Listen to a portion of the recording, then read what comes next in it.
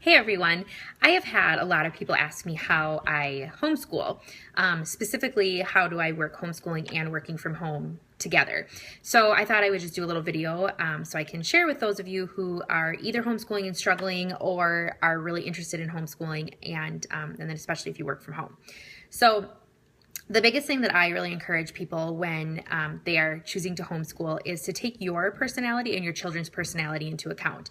So, for example, I don't choose curriculums that require a lot of in-depth preparation ahead of time because I just know that with my life that won't work. And so then we just won't do those curriculums and then we won't be doing homeschool.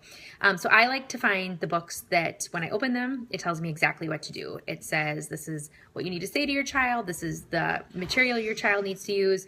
And then these are the props or whatever that they need to use to do it. And if there's anything like with math, if there is any kind of counters or manipulators or anything like that that they need, I buy that kit that goes with it. Same with science. If I'm doing a curriculum that is going to require other items for their projects and stuff, I buy those kits so that then I don't have to go about looking for it and making a list and keeping on top of that list. I've tried that. It did not work for me. Now other people are amazing. I have some friends who they have these amazing in-depth curriculums that require a lot of time and preparation, and they do really well. And I love it, but I just can't do that. And so take your personality and just your life into account. But then what that means is that you need to have a lot of grace for yourself. I think that being a homeschooling mom is one of the most challenging things for our mind that we could do because the stakes are so high. I mean, here we are, we're taking the education of our children into our hands, and you're always going to find other moms who you think do a better job. And so you have to be really, really, really careful to give yourself grace. I was told when I started homeschooling, since I'm going into my 5th year, that that it can take a year really to get your feet on the ground and figure out what you're doing. So if you're starting, and give yourself the most grace you have ever given in your life, especially through your first year. You are going to try things many different ways before you figure it out. And if you have any kind of life change, if you add a baby to your life, if you move, if your husband gets a new job and now his hours are different, whatever, you are going to have to refigure out how to do your day. And so don't feel frustrated by that. Don't be upset at yourself. Don't feel like, why can't I just figure out how to do this and keep going? I have had all of those things happen while I have been homeschooling, and I've had to refigure out how to get through my day. And you just have to sit back, figure out what is working right now and what's not, get rid of what's not working, focus on what is working, and then just move forward. The beautiful thing about homeschooling is that it is supposed to ebb and flow with your life.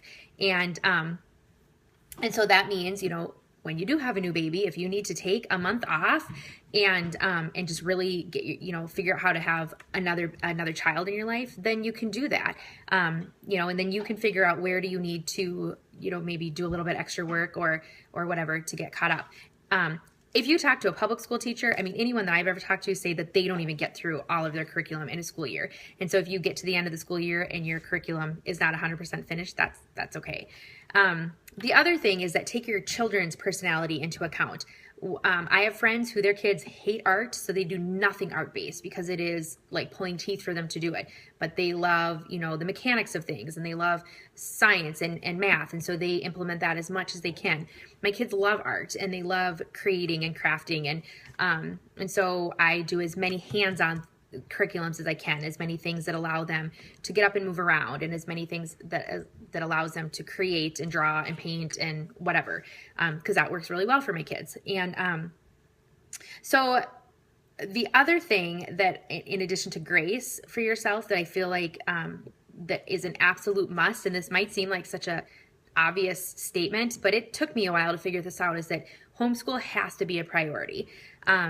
If you don't make it a priority, you're going to suddenly realize, I just went 2 weeks and didn't do anything because I got together with this person, or I went and grocery shopped on this day, or, we did a project around the house on this day. And obviously school can be a part of all those things. Like my kids learn a lot when we bake Christmas cookies, or, when we go to the zoo, or when we serve other people. I mean, that's all a part of life, when they're doing laundry and that kind of stuff. But it has to be a priority. And so how you make it a priority is really up to you. I just had to kind of get it in my head that I never, ever, ever scheduled anything before lunch, because we are usually done with school around lunchtime. And I know that for myself that we won't come home and do school in the afternoon. My sister-in-law does. She's really good at, if it's dinner time and they're not done with school because they had other things, the kids are doing school while she's finishing up dinner. And I don't work that way. So that's something else you have to take into account when you're making it a priority, is what works good for you. If morning works good for you and your family, then do that. But if evening works good for you and your family, then do that. Like, there is no right or wrong answer. So then how do you combine homeschooling with working from home? And really, it's kind of the same thing. You have to have grace for yourself. You have to find a system that works. And as you're finding that system that works, you're going to probably have to re-find a system that works several times. It's going to take some trial and error, and that is okay. I have found that for me, I have a calendar that is color coordinated. Let me show you. For my life. And so like, this is kind of what my calendar looks like. So different colors represent different things. Obviously it's summer, so we're not doing school right at the moment, but I would make sure, that my school is on there, and then my work time is on there. And the way that you make that happen is your whole family understands what's going on. All of my kids know that when I'm working, I'm working. My husband knows that if I'm going to work from home, that means that, sometimes after dinner, he and the kids have to take care of the kitchen, and I just go and work. And so that, obviously every personality is going to make that a little bit different. Some people I know get up and work in the morning and then they do school later. Some people have very specific office hours. I have my work hours because otherwise it's easy for me to go several days and not have gotten productive things done. But I also work a little bit all day long. Like, I do a lot of my work from Facebook. My team pages and stuff are on Facebook and Instagram and that kind of thing. And so I'm always kind of plugging in throughout the day. But when I am doing school, I am focused on school. But then my kids are at an age with school where they can they can do a lot of the stuff on their own. And so when my younger kids are done, my older kids are doing independent study. So then sometimes I get a little bit of work done.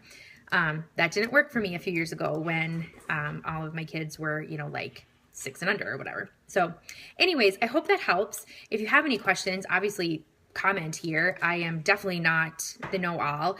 There are definitely women who do this way better than I do, but we have found a good rhythm, and we really enjoy homeschooling, and I don't get overwhelmed very often with working from home and homeschooling, because I have given myself the ability to refigure out as often as I need how this works for us. So good luck.